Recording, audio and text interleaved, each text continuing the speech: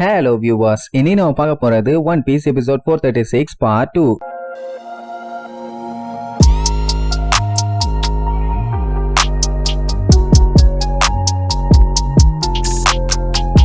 Open பண்ணா level 4ல இருக்க அந்த ஃப்ரண்ட் கேட்ட காட்டுறாங்க. அதான் அந்த ஹனியாபால்லாம் செக்யூரிட்டி காண்டி இருந்தானே அந்த இடம். மிஸ்டர் 3யும் பக்கியும் மாட்டிட்டானுங்கல்ல. சோ மிஸ்டர் 3 என்ன பண்ணுவான், என்னால இனிமேட்டு இந்த டார்ச்சர் எல்லாம் தாங்க முடியாது, நான் இங்கேயே என் நாக்க கடிக்க போறேன்னு சொல்லி நாக்க வெளியில வளவலன்னு விட்டு கத்திட்டே கிடப்பானே தவிர அவனால கடிக்க முடியல. ஏன்னா பயமா இருக்காமா. எவ்வளவு வில்லத்தனம் பண்ணிட்டு இருந்தான். கடைசியில பாருங்க குட்டி குழந்தை மாதிரி விளையாண்டுட்டு இருக்கான். அவன் அப்படி கதறி அழுதுட்டு இருக்கதை பார்த்து ஹனியாபாலுக்கு காண்டாயிடாய், அவனை தூக்கி குப்பையில போடுங்கடா, தாங்க முடியலம்பா. உடனே ரெண்டு பேர்த்தையும் அப்படியே அள்ளிட்டு போவானுங்க. வேண்டவே வேண்டாம், எங்களால இனிமேட்டு அந்த டார்ச்சர் எல்லாம் தாங்க முடியாதுன்னு கெஞ்சின்னு எஞ்சுவாங்க. கெஞ்சினா மட்டும் என்ன விடவா செய்வானுங்க, அவனுங்க பாட்டுக்கு தூக்கிட்டு போவானுங்க. இது எல்லாத்தையுமே மேல இருந்து பார்த்த போன்க்லே நிறுத்துங்கடா தீவட்டி தடியனு கத்துவான். இது யாருப்பா புது அட்மிஷன் போறதுன்னு எல்லாம் வாய பழுந்துட்டு பாப்பானுங்க. மிஸ்டர் 3 எல்லாம் எங்கேயோ கேட்ட குரல்னு எட்டி பாப்பான். அப்ப போன்க்லே மாசா ஒரு ஜம்ப போட்டு வருவான்.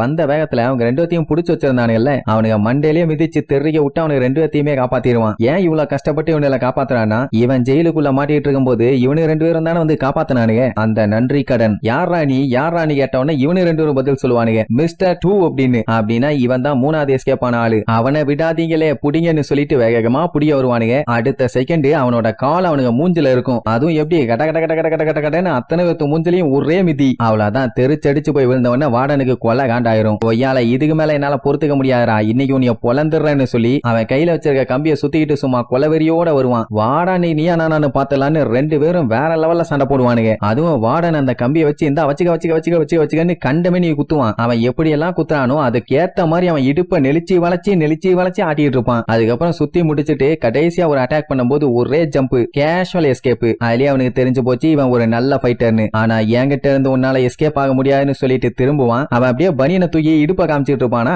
என்னடா இடுப்பு அடுப்பு மாதிரி இருக்குன்னு சொல்லிட்டு இருப்பான். அவ்வளவுதான், அவனை நைஸா டைவர்ட் பண்ணிட்டான். அப்படியே கட் பண்ணா போன பாட்டுல நம்ம லூஃபிய கம்ப்ளீட்டா பாய்சன் அட்டாக் பண்ணி அவனால அசைய முடியாம கீழே பொத்துன்னு விழுந்தான்ல. வார்டன் வந்து பார்த்துட்டு சார் ரைட்டு சோலி முடிஞ்சுட்டு அவன் பாட்டுக்கு போவானா. அந்த டைம் லூஃபி பின்னாடி முக்கிற சவுண்ட் கேட்டோடனே ஸ்டாப் ஆயிருவான். என்னடான்னா பையன் முக்குன்னு முக்கி எந்திரிக்க ட்ரை பண்றான். உடனே பார்த்துட்டு கண்ணா உனக்கு எப்போ எந்த டைம் கிவ் அப் பண்ணுன்னே தெரியல, இவ்வளவு கஷ்டப்படுறீன்னா அந்த அளவுக்கு அவன் அண்ணனை காப்பாத்தணும், எதுக்கு இந்த வேண்டாத வேலைமா. அப்ப நம்ம லூஃபி அவனோட முழு ஸ்ட்ரென்த்தை போட்டு அப்படியே பேய் மாதிரி எந்திரிச்சு அதுக்கப்புறம் தரையில சும்மா டங்குன்னு முட்டிக்கிட்டே இருப்பான். அவனுக்கு அந்த கான்சியஸ் கரெக்டா வர வரைக்கும் விடாம முட்டிட்டு இருப்பான். அந்த வார்டனே பார்த்துட்டு பேந்த முழிப்பான், என்ன இவன் இந்த அளவுக்கு கொடூரமா இருக்கானேன்னு. சோ அப்படி கண்ட மேடிக்கு முட்டினதுல பயலோட அந்த கேர் எல்லாமே ஓரளவுக்கு நார்மல் ஆயிருச்சு. இருந்தாலும் அந்த பாய்சனோட எஃபெக்ட் எல்லாம் குறையாது. ஏதோ இப்போதைக்கு சண்டை போற அளவுக்கு ரெடி ஆயிட்டான். டைம் வேஸ்ட் பண்ண முடியாதுல, அதனால வேகமா அந்த அட்டாக் பண்ண வருவான். அவன் அப்பவும் சொல்லுவான், தம்பி சொன்னா கேளு, கண்ணை மூடிட்டு பேசாம அங்க படுத்தினா சண்டை இதோட இங்கேயே முடிஞ்சிரும், இல்லன்னா உனக்கு தான் பஞ்சாயத்துமா. லூபி அதெல்லாம் கண்டுக்கிற மாதிரியே இல்ல, வாடா பறங்க மாட்டியான்னு சொல்லிட்டு கம் பிஸ்டல்னு ஓங்கி குத்துவான். அவன் லைட்டா நகருவான், கை அப்படியே சல்லுன்னு பின்னாடி போகும். அடுத்த செகண்ட் அந்த கைய புடிச்சா அப்படியே தூக்கி தரையில வச்சு ஒரே அடி. நம்மால அப்படியே தரையில பட்டு பவுன்ஸ் ஆவான். அந்த அளவுக்கு அடி. அந்த அதிர்வு சவுண்ட் கேட்ட உடனே ஏசுக்கு ஏதோ சரியில்லைன்னு தோணுது. உடனே அங்க இருக்க ஜெயிலர் கிட்ட கேட்பான், அப்பர் லெவல்ல ஏதாச்சும் பஞ்சாயத்தாடான்னு. அவனுங்க இல்லையே, அந்த மாதிரி எல்லாம் எதுவுமே இல்லையா நீர்வானுங்க.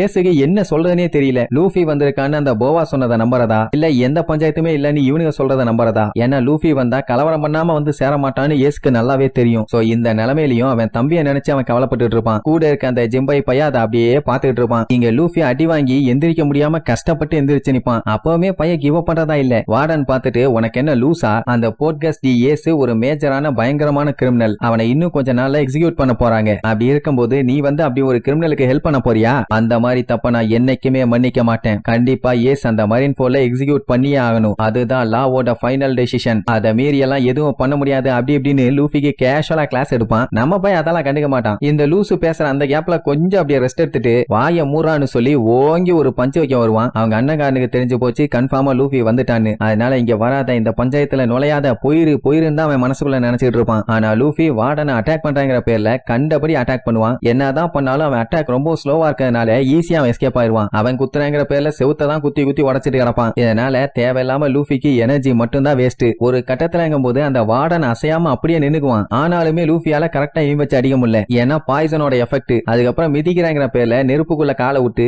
அது கண்டபடி தீ பிடிச்சு அதை அணைக்கிறாங்கிற பேர்ல படாத பாடுபடுவான். என்ன தம்பி முடிச்சிட்டியான்னு கேட்டா மறுபடியும் நம்மால செகண்ட் இயர் எடுப்பான். மொத்தத்துல இன்னைக்கு ஒரு கை பார்க்காம விடுறதா இல்ல. வார்டனுக்குமே நல்லா தெரிஞ்சு போச்சு, இவனை இப்படியே விட்டா திருப்பி திருப்பி அட்டாக் பண்ணிட்டே தான் இருப்பான். சோ ஒரே அடியை அடிச்சு சோழிய முடிச்சிடலாம்னு சொல்லிட்டு மறுபடியும் அவனுக்குள்ள இருக்க அந்த பாய்சனஸ் டிராகன் எல்லாத்தையுமே வெளியே கொண்டு வருவான். இப்ப இவன் ஃபுல்லா பாய்சன், லைட்டா தொட்டாலும் ஆள் காலி. ரெண்டு பேருமே மாத்தி மாத்தி மாத்தி மாத்தி கொடூரமா கூடுவானுங்க. லூஃபி இன்னைக்கு என்ன ஆனாலும் பரவாயில்ல, இன்னைக்கு அவன் பல்ல பேக்காம விட மாட்டேன்னு கொலவெறியோட சும்மா பாஞ்சு வருவான். அவன் அந்த 3 டிராகன்ஸையும் வச்சு அடிப்பான். லூஃபி எல்லாமே ஏசுக்காக தாண்டான்னு சொல்லி தான் அடிப்பான். அப்படியே பிளாக் அவுட் பண்றானுங்க. அந்த வார்டன் பார்த்துட்டு இதுதான் உனக்கான சரியான பனிஷ்மெண்ட்டும்பா. என்னடான்னு பார்த்தா லூஃபியோட பாடி மொத்தமும் பாய்சன். இதுக்கப்புறம் இவனுக்கு எந்த ஒரு ஆன்டிடோட்டையும் போட்டு இவனை காப்பாற்ற முடியாதாமா. பாடியில ஏகப்பட்ட பாய்சன் ஏறி போச்சு. சொல்ல போனா இன்னும் 24 மணி நேரம் தான். இப்ப விழுந்த பாடி அப்ப கம்ப்ளீட்டா டெட் பாடியா மாறிடும். அதுக்கப்புறம் தாண்டா நீ நிஜமான நரகத்துக்கே போவேன்னு சொல்லுவான். அந்த டைம் லூஃபிய காட்டுறாங்க, உடம்பு பூரா பாய்சனா நிறைஞ்சு வெளியுது. சொல்ல போனா வாய் பூரா பாய்சன் தான். பைய